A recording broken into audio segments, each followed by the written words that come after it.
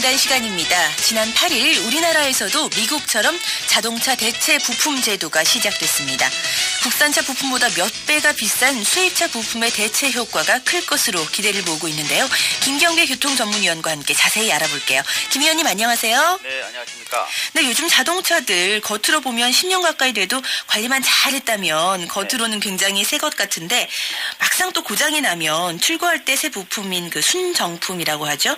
이런 것을 사용하려면 좀 부담이 되게 마련이에요.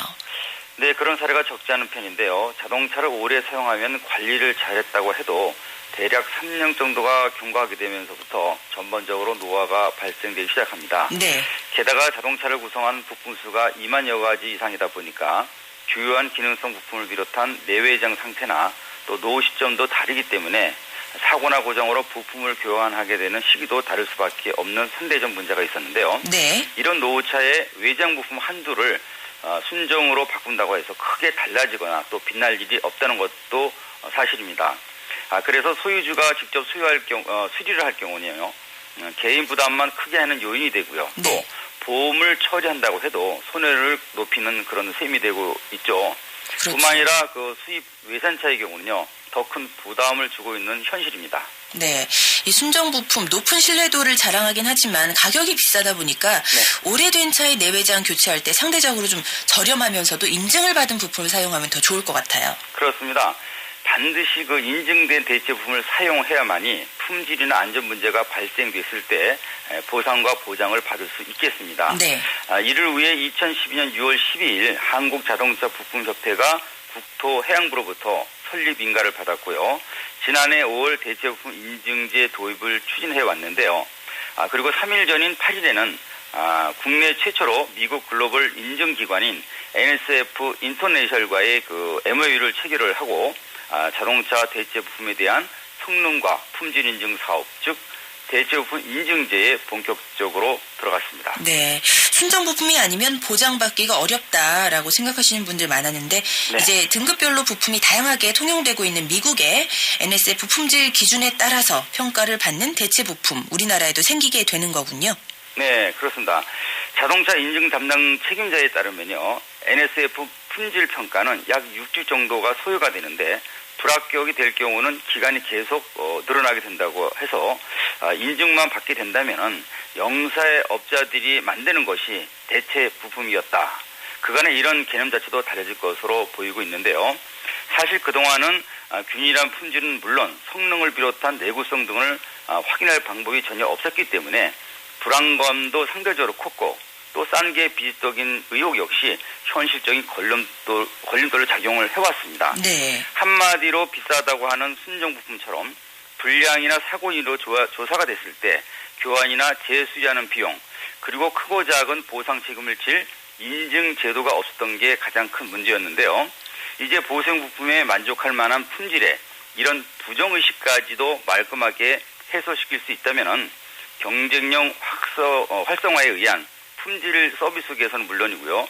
수출하는 경쟁력까지도 기대해 볼 수 있는 것이 아닌가 이렇게 생각이 됩니다. 네.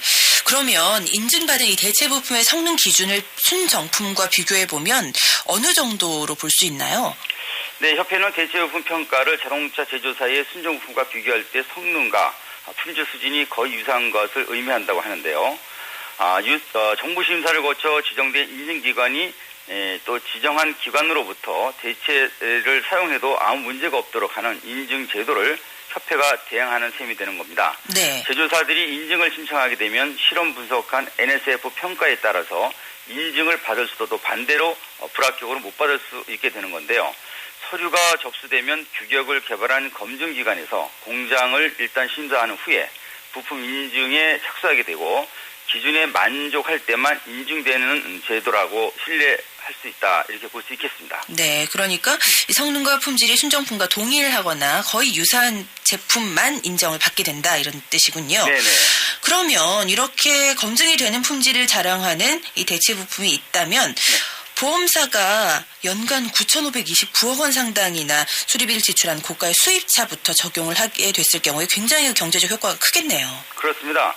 2013년에는 최고 금액인 5조 1,189억 원이 보험 수리비로 지급됐다는 게 금융감독원 측의 얘기입니다. 네.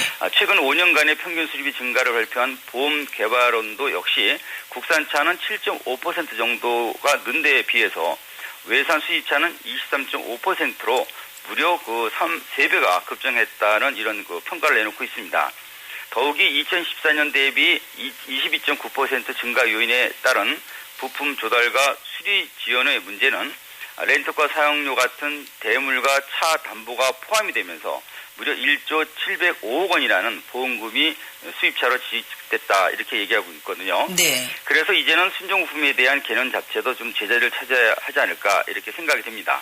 순정부품에 대한 개념을 제자리를 찾아줘야 된다. 이런 말씀은 어떤 뜻으로 하시는 말씀인가요? 좀 자세하게 설명해 주시죠. 네, 농산물을 비롯한 공산품 유통을 보게 되면 현지나 생산 원가보다 몇 배 이상 가산돼 있는 게 소비자의 가격입니다. 네. 그런데 자동차 부품에서만 유독 순정부품 가격 구성은 폭리다. 이런 단편적 시각이 지배적인 문제가 있었다는 거죠.